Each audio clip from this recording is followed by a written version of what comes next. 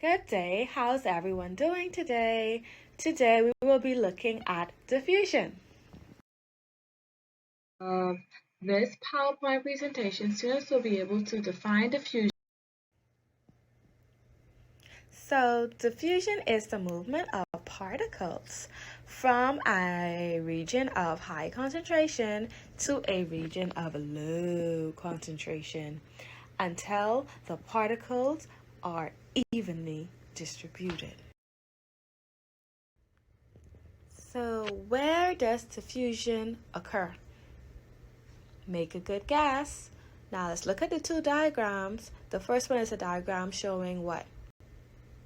Very good, a gas. And the second one is a diagram showing you liquid. So diffusion occurs in gases and liquids. Awesome.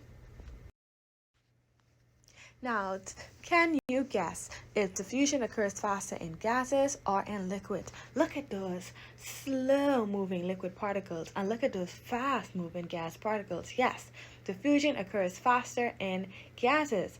But can you guess why? This is because the particles in a gas, they have more space. As a result, movement occurs more freely.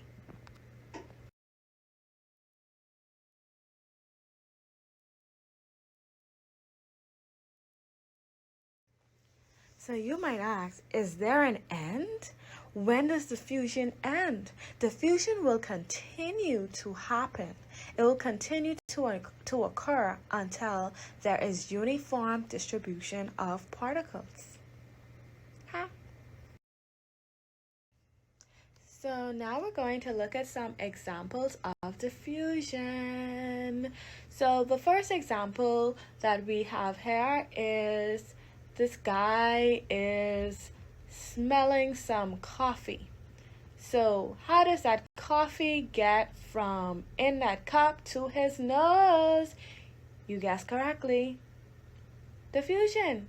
The gas particles move from a region of high concentration, which is the cup, to a region of low concentration, which is his nose. Another example that you are all familiar with. I know you said PU. I know. But the reason that you can smell those stink gases is because of diffusion.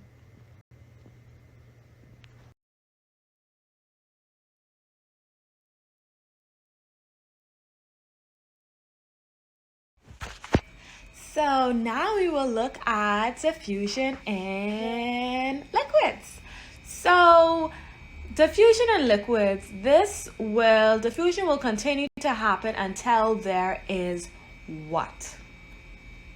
Very good, you are so intelligent. Diffusion in liquid will happen until there is uniform distribution of particles. Okay, and when this happens, the mixture will look the same throughout. Okay, and then we give it a name, we say that it is homogeneous. Now, let's look at this example here with the water and the potassium permanganate. What happens when we put the potassium permanganate in water? What happens is that the potassium permanganate, it spreads until the particles would have evenly distributed. So now let's look at some example of diffusion in our everyday life. The first one is Kool-Aid. When we add Kool-Aid to water, what happens is that the Kool-Aid particles, it spreads until the particles are evenly distributed. Another example we have here is tea bags. When we put tea bags in water, what happens is that the tea bag diffuses in the water.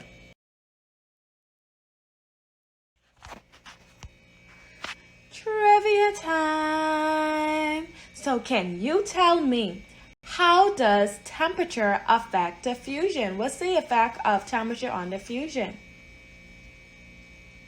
Wow, you got me. You are so intelligent. Yes, at high temperatures, diffusion will happen more quickly. And at low temperatures, diffusion will happen slower. Awesome.